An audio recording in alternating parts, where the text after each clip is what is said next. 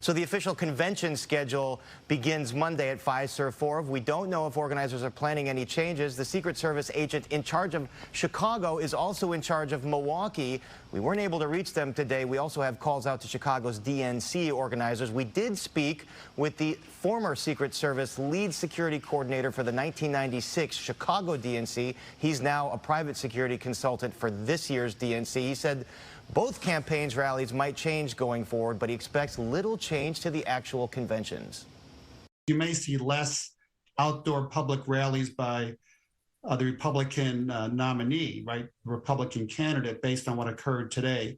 So they may change some of his public appearances.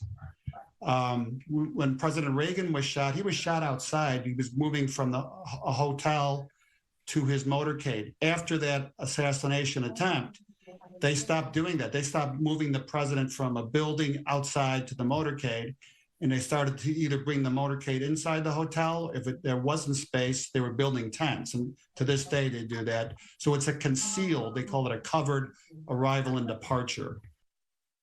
Spoke with the U of C's Robert Pape, who leads the Chicago Project on Security and Threats. He has been studying political violence across the world and in the U.S. since January 6. He says that the conventions should go on as planned. It would be the height of a strategic mistake and also just a political mistake to cancel the RNC or the DNC. This would basically be giving into political violence.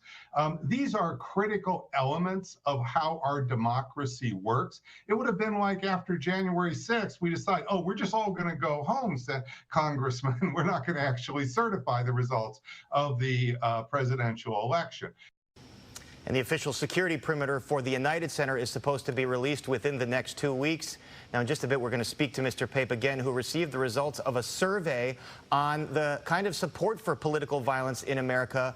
And he says the results shocked him. Dane, one big difference between the DNC here in Chicago and Illinois and the RNC in Milwaukee, Wisconsin. Wisconsin is an open carry state. Right. The police chief in Milwaukee said they were going to respect the state law, allow folks to exercise their Second Amendment right on the streets and allow them to carry.